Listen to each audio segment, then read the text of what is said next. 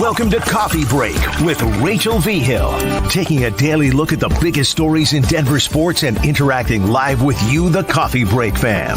So sit back, relax, grab a cup of joe, and enjoy your coffee break. Here's your host, Rachel V. Hill.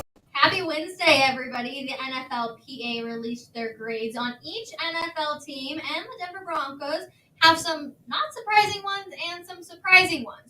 One that didn't come as much of a surprise is that they give their ownership an A. And here to talk about that with us today on this beautiful Wednesday, it'll be Will Wednesday as we bring in our very own Will Peterson. Hold on one second. Let's bring him in. Will Peterson, hello. How are you, my friend? Hey, Rach. How are you? Good. I'm hoping you're feeling a little bit better on some of these grades than I am, but some of them weren't very surprising. But the one that did catch me a little bit off guard, which probably shouldn't have, was that they gave Sean Payton an A-, which I don't know, maybe because I made him like this villain in my head of some sorts with everything going on with Russell Wilson.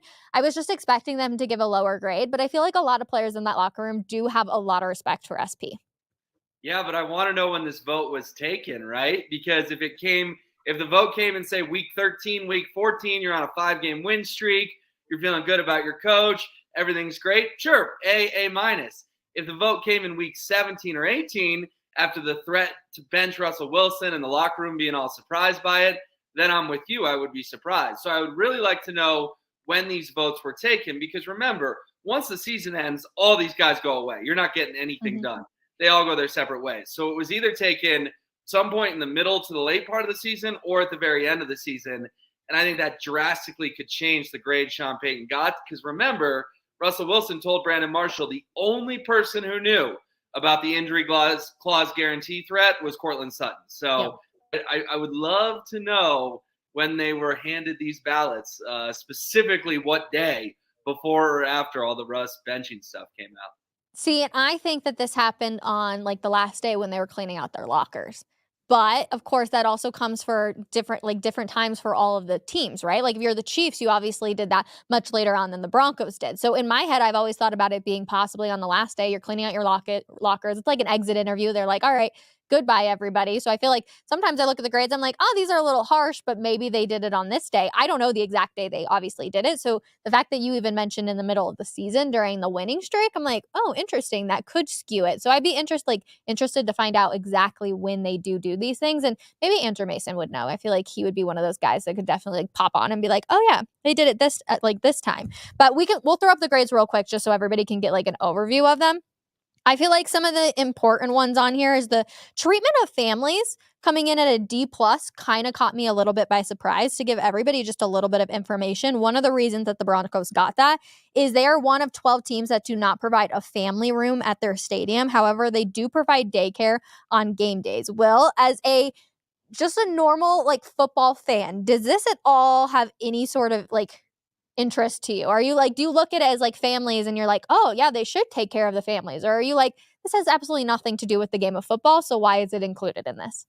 No, I think it's important because guys have choices in free agency, and they want to know their loved ones are going to be taken care of too, especially if you're going to move them across the country. Hey, I'm going to take my wife and 3 kids from Philadelphia to Denver. How are they going to get treated by the Broncos? So something like that is really important. I mean, listen, if you were moving your whole family for a new job, you'd want to know your new company provided the right health care to your whole family, that kind of thing. So yeah, your job is your job, but it doesn't just impact you. It impacts the people you love and around you as well.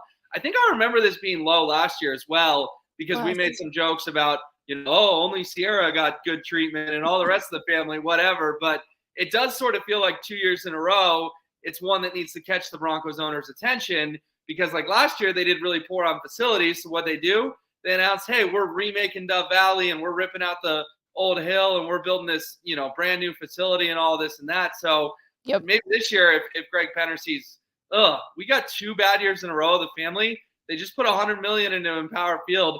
Maybe they'll put in another $10 million this offseason to build some sort of family room. I don't know. No, and you mentioned that, yeah, the 205,000 square foot, $175 million practice facility that's going to be completed by the start of the 2026 season. But you mentioned Greg Penner, and he gets an A, and I can see why. Like, a lot of players would look at it and say, hey, they are investing in all of these things that we're asking for. So that grade did not come as a surprise to me at all when we were looking at it, and it was the highest grade total right there, just a straight A.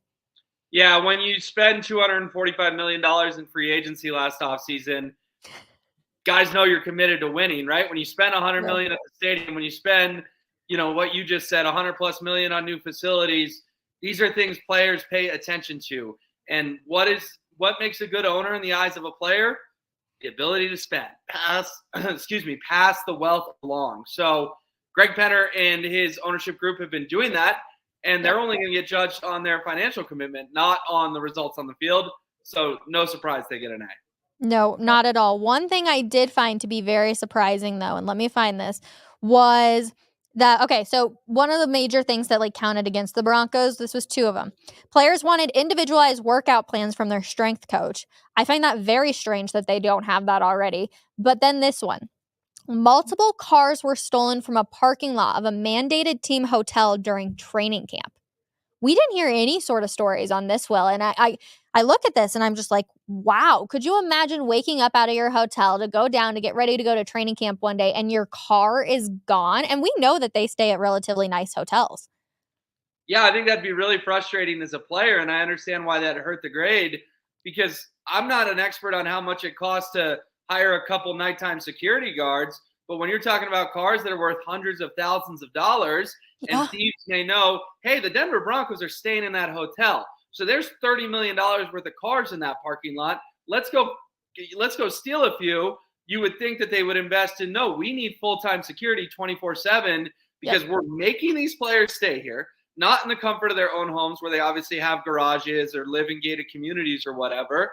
And we're exposing their cars that are, again, worth a lot of money. That's just a lapse of judgment from the team. Need to hire 24/7 security to guard those cars. And again, that expense would be minimal in the grand scheme of things. The hourly rate you'd have to pay the security. So yeah, that's an oversight. And you're right. Weird we didn't hear anything about that. Weird we didn't hear a player pop off and say, yeah, my $200,000 car X was robbed last night. I know, and now I'm like, whose car was it? Now I want the little details on which cars were actually stolen because I find it to be fascinating. Some more grades that are obviously coming in. The locker rooms, that's going to be coming in with a lot of stuff.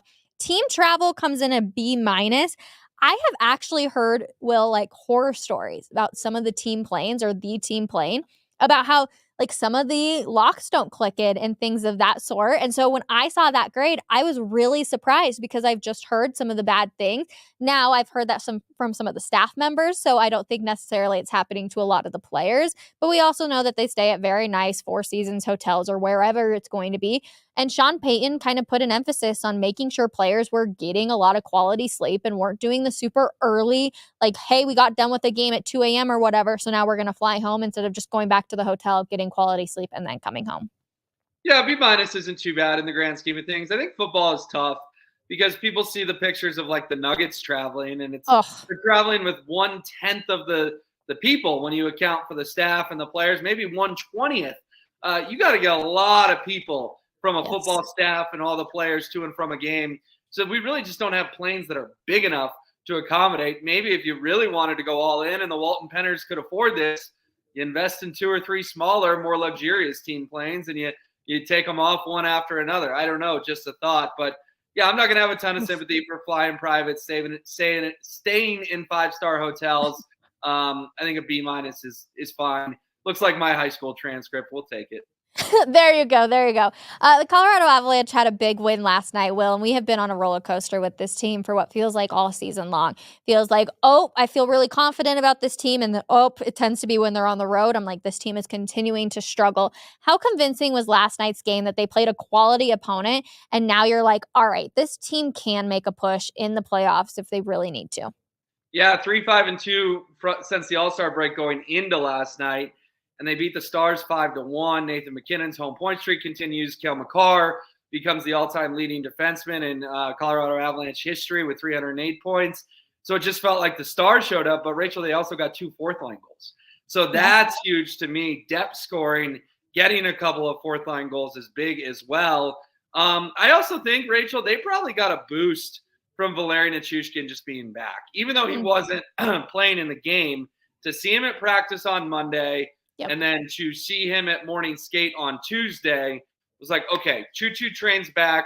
he got right. Hopefully, we're keeping our fingers crossed on the 6 weeks he was away from the team, and that mental boost I think was probably big for the locker room. Again, even though he wasn't out there, I think probably guys are like, we're getting some help, we're getting some reinforcements. Let's go get a win tonight.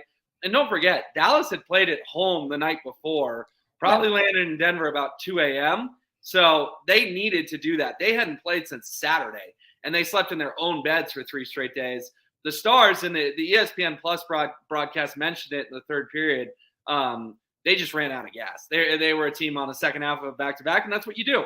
When the schedule is in your favor, you have to take advantage of it, and you have to take advantage of it last night. And Nathan MacKinnon played just insane. Like, sometimes I get a little frustrated with Nathan MacKinnon because I'm like, all right, and this is going to sound ridiculous, Will. So come on. How picky are we getting? 110% picky, right? Where I'm like, Nate, I need you to show up in these big moments, and like, he'll show up for portions of it, and I'm like, I need you to show up for the entire time, but that's also not realistic for a player. So that's why I'm saying, like, this is picky. Hart Trophy. I know, that's why I'm saying, but right when they're struggling, I'm like, okay, Nate, I need you to just be extra great.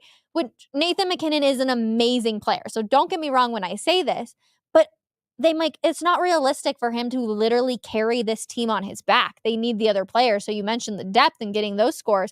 Somebody from like an Andrew Cogliano, I'm like, this is going to be massive for this team, but we need to see it constantly. Do you think Nate the Great will win the Hart Trophy this year, though? Yeah, we do need to see it constantly. The secondary scoring for sure. Yeah, I do. I mean, listen. You think this is the year? This home point streak thing is getting ridiculous. We're not just talking about to start a season. We're talking about ever in the history of the game. And like, he's now like fourth or fifth or sixth. And the names he's trying to catch are the obvious ones. The Wayne Gretzky's, the Mario Lemieux. I mean, we're talking about the best players in the history of the league. He is now challenging on this point streak. And the way he's playing at home, he might get it. Like, it's not out of that realm of possibility. The record is Gretzky at 40. He's at 29 now. We only have 11 to go for him to make NHL history. Yeah. Yes, Rachel, he is going to win the Hart Trophy. Well, and it's so funny because the team is like so clearly they know the record that's going on. I don't remember who they were playing, and I don't remember if it was last week or the week before. I feel like we're just constantly talking about this streak. But it came in like the last couple of minutes, right, where Mikko Rantanen just gave a bomb to Nathan MacKinnon so that he could get one in the back of the net and be able to have that point continue. So it's been really interesting to see. I think Nate cares, right? Like, we're talking about superstars all the time where it's like, oh, Nikola Jokic doesn't care about any of these things. I think Nathan MacKinnon does care about that, and that's not a fault to Jokic or to MacKinnon, whichever one you agree with. But I do just find it very fascinating that I do think that they're very aware of it, and that makes me just a tad bit nervous because sometimes when you're aware, you force things, even if it's not like what's meant to happen, if that makes any sense at all. Yeah, I see what you're saying. I think the play you're referencing is Mikko found Nathan, who found Arturi Lehkonen for an empty netter to get an assist with about 30 seconds left. Yes. To keep the streak going. And that was a 2-1 game. Yep. So what if we're playing tic-tac-toe to try to get Nathan his assist and we make a bad pass and the other team ties it up 2-2? So that would be the disaster case scenario. Just take the empty netter. But at the same time, this is like history we're talking about. And these dudes are such good passers that if Mikko sees Nate and knows he can get it on Nate's stick, and then one or two more passes means the point streak continues, I think it's kind of fun. I think it's kind of cool. And it's not some meaningless record. Like, we're talking again about Gretzky and Lemieux. So those sort of things are worth chasing.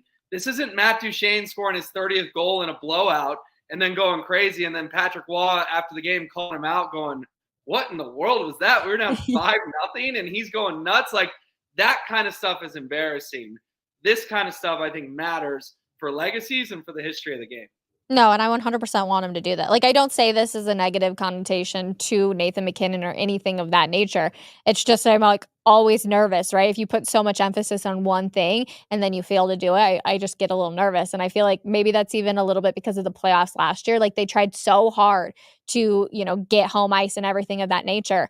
And were they going for home ice last year? Man, I feel like we've been talking all sorts of stuff about this Avalanche. Trying to win the division. Yes, thank you. Yeah, I'm like, because they go into Nashville in game 82 and empty the tank, and good for them. They won the division, and MacKinnon plays out of his mind in literally the last game of the season, and then against the Kraken, they were out of gas because it was too much. So hard. Well, yeah, I mean, let's hope, and it's not going to happen, unfortunately, but in a perfect world, it's like the Cup year, where by game 75, the last 7 games didn't matter.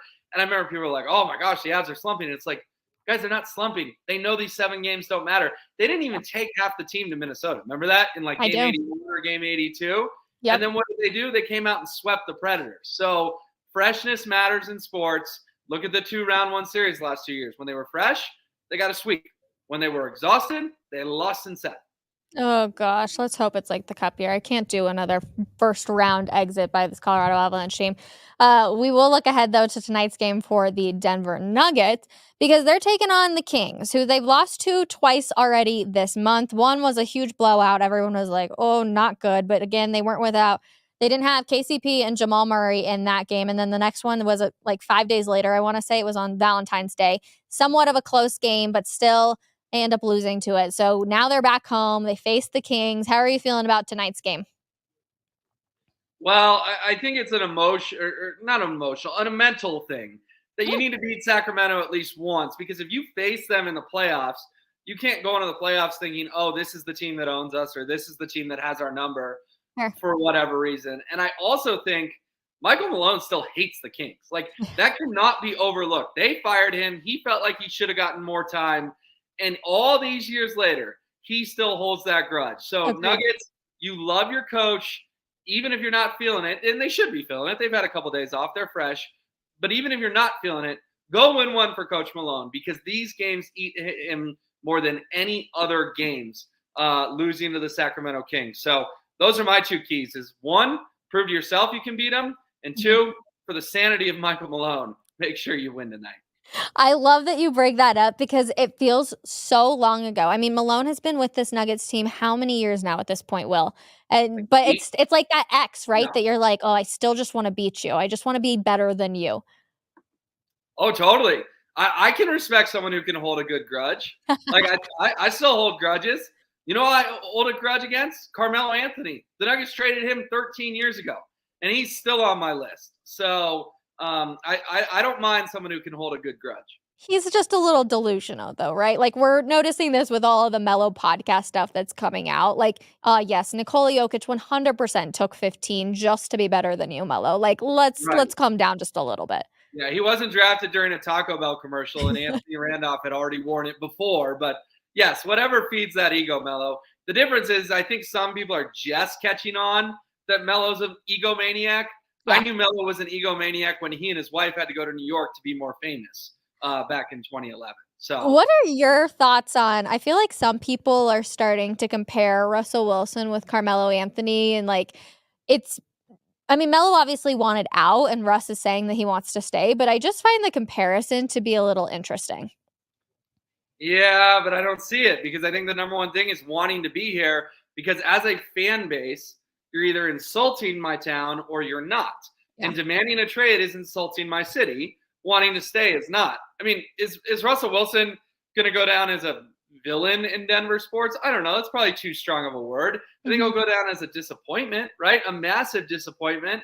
But I don't think Russell Wilson did Denver wrong in ways that were off the field. He just didn't play very well, right? Yeah. So, like, that's the difference to me is like, Carmelo, you didn't win squat in the playoffs until Chauncey Billups got here. You were about to break through and win a title, and then you go, oh, we don't like it here. We're not famous. We want to move to New York.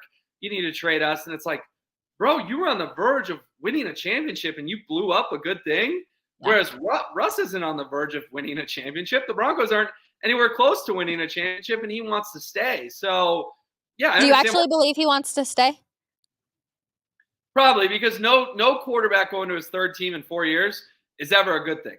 Name me an example of in NFL history, a quarterback on his 3rd team in 4 years has done, has reached the mountaintop, won a Super Bowl. It doesn't happen. So once you're on your 3rd team in 4 years, it means your career is doing this.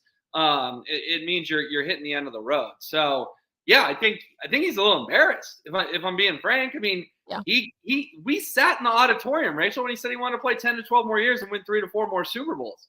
And we were so excited. Yeah, talk about falling woefully short of expectations. Yeah, no kidding. All right, well, Peterson, you are taking the Nuggets tonight. We seeing a blowout or a close game? No, the Kings are a good team. I think it'll be relatively close, but Yeah, they know they need to get this one tonight, and they haven't played since what, Sunday in Golden State. So Yep. yeah, they should be good tonight. I would expect them to win by 8 to 10 points. Nikola Jokic triple double. I mean, he's 3 for 3 coming out of the break, so why not? And Rachel, he's not getting 12, 10, and 10. He's getting 32, 16, and 16. So he is smashing the triple doubles. I love the text that he sent to the team, and KCP talked about it yesterday with the media, where he's like, all right, like, essentially KCP comes out and he's like, we're ready to go win a championship. I wish I could see the actual text that Nikola Jokic sends out, because I feel like if players are saying that, he makes you want to like run through a wall in his own way, which when you think about Jokic, I think about him. I'm sure you've seen the video of him running down the hallway talking about lightning. I like find it hard to believe that he could do such like a pump up text, but I'm like, anything Jokic says, I'm ready. Let's go. Let's fight. Yeah, maybe we'll get a screenshot at the parade. Maybe. Wouldn't that be so fun? I would love to see that. All right. Well, Peterson, always a pleasure, my friend. Thank you so much. I'm glad we can always talk pretty much everything here in Denver sports. Plenty of good stuff, though. Thank you to everybody for watching and hanging out with us. We will be back tomorrow morning, 10 a.m. for Denver Sports Daily, 12 p.m. for another episode of Coffee Break. Come hang out with us, and let's hope the Nuggets get a win tonight and all of the drama with the Combine continues, because it's definitely something interesting to talk about. We will see you guys all later. Have a great day and get back to work, everybody.